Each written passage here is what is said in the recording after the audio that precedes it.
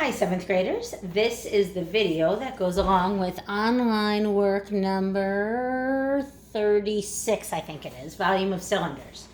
Remember, volume talks about how many cubic units it takes to fill a figure.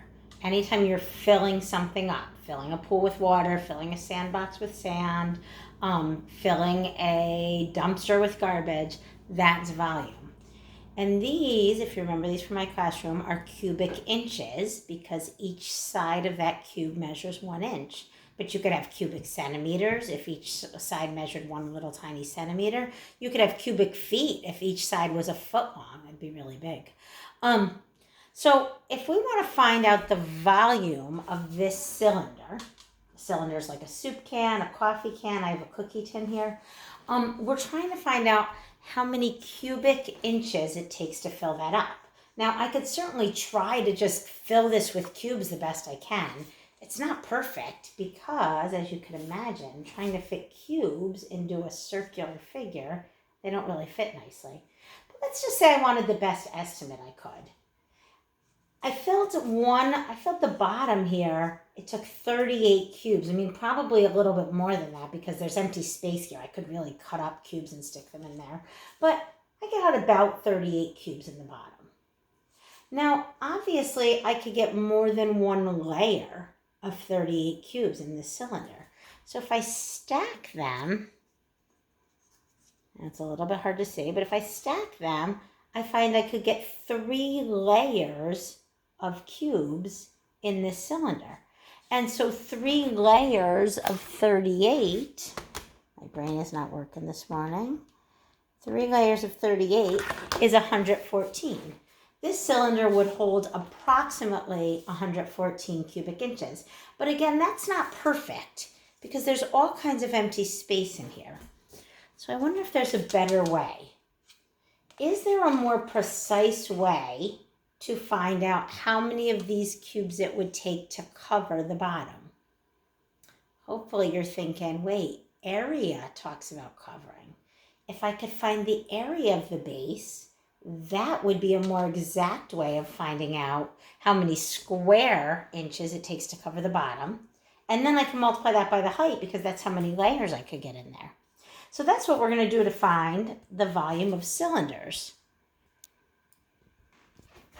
If I want to find the volume of a cylinder, I could really find the area of the base, which is a circle. That tells me how many would fit in the bottom. And then I could multiply that by the height of the cylinder because that's how many layers of cubes I could get in there. Now, the base is a circle, and hopefully you remember that the area of a circle is pi times the radius squared. So that would tell me what fits on the cover, what it takes to cover the bottom. And then again, I would multiply that by the height, and that would give me the volume of the cylinder. Make sure you stop right there, pause the video, and write down the formula. That's what we're using today to find volume of cylinders. Pi times the radius squared times the height. So let's do a couple of examples.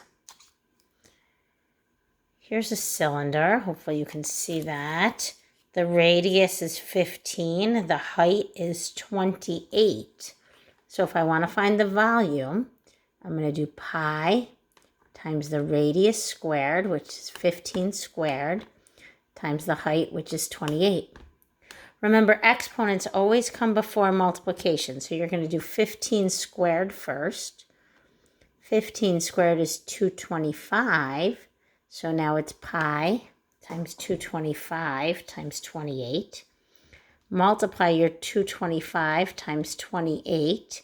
That's 6,300. Now I'm not multiplying the pi because remember I want to leave my answer in terms of pi unless the directions tell me to round. So 225 times 28 is 6,300. The volume of this cylinder is 6,300 pi cubic meters. Let's do one more.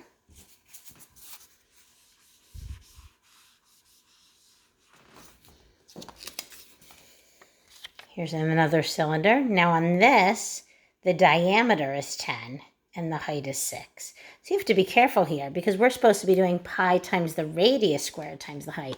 Remember, the diameter goes all the way across the circle, but the radius only goes halfway. So if the diameter is 10, the radius of that is going to be 5. So you're going to do pi times 5 squared times the height, which is 6.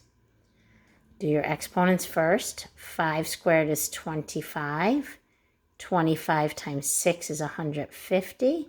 The volume of this is 150 pi cubic inches. And again, you're going to leave it in terms of pi unless the directions tell you to round it. If the directions tell you to round it, then you're going to punch 150 times pi in your calculator, get the crazy decimal, and round your answer.